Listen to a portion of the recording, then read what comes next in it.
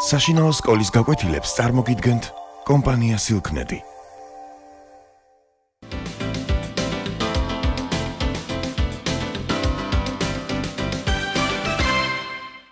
მოგესალმებით. იმისათვის, რომ დავამტკიცოთ ქვეყნის სიყვარული და ვიყოთ პატრიოტები, რა თქმა უნდა გავიხსენოთ ჩვენი ქვეყნის წარსული. მე დღეს შეგირჩიეთ გალაქტიონ ტაბიძის ლექსი მშობლიურო ჩემო მიწავ. ნაწყვეტი გახლავთ ეს. ორ ზღვას შუა ძველისძველად საომარი იყო ლელო. ის გადარჩა და სახელად ეწოდება საქართველო. მშობლიურო ჩემო მიწავ, შენ საყვარელ სახელს ფიცავ, რომ დავიცავ შენს დიდებას, წინაპართა ძვლებს დავიცა. მიყვარს მარად მხნე და ძმური, ის გურია და სვანეთი, თუში ფშავი და ხევსური, აჭარა და თრიალეთი. მშობლიურო ჩემო მიწავ, შენ საყვარელ სახელს ფიცავ, გიცავდი და გიცავ მარად, გიცავდი და კვლავ დაგიცავ. როგორც მიხვდით, ლექსი გახლავთ პატრიოტული ხასიათის და ნამდვილად პატრიოტულ ხასიათზე დადგებოდით ამ ლექსის მოსმენის შემდეგ. აქ პოეტი ამბობს, რომ ორ ზღვას შუა ძველისძველად საომარი იყო ლელო. ამ ლექსში სიტყვა ლელო აღნიშნავს ბრძოლის ველს.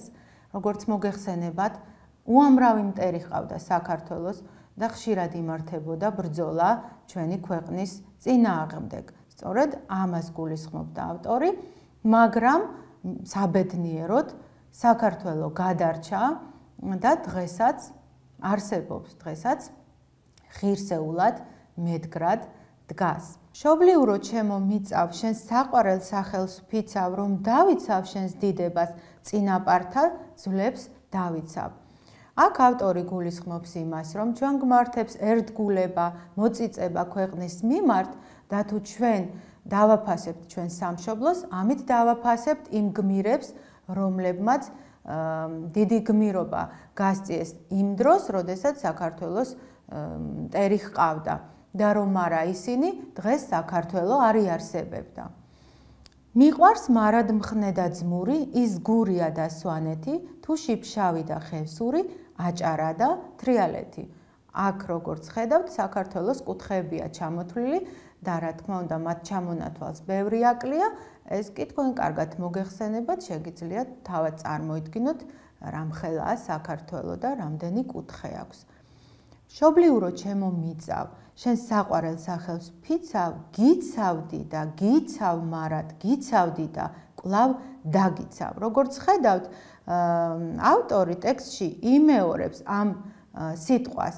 მე მგონი ეს იმიტომ, რომ უფრო დაგვანახოს, როგორი შემართებით, როგორი განწყობა აქვს მას, როგორი პატრიოტიზმი უნდა რომ დაგვანახოს და მოგვიწოდებს, რომ ჩვენც ასეთივენი გავხდეთ, ჩვენც ვიყოთ ქვეყნის დამცველები და ერთგულები სამშობლოსი. როგორც თავში გითხარით, ეს გახლავთ ლექსის ნაწყვეტი, შეგიძლიათ გადაავლოთ თვალი გალაქტიონ ტაბიძის კრებულს და წაიკითხოთ სრული ვერსიით ეს ლექსი და შთაბეჭდილებები თქვენ თვითონ შეგექმნებათ. ნაწილი ამ ლექსისა, რომელიც თქვენს სახელმძღვანელოშია მოცემული, დაისწავლეთ ზეპირად. გემშვიდობებით მომავალ შეხვედრამდე.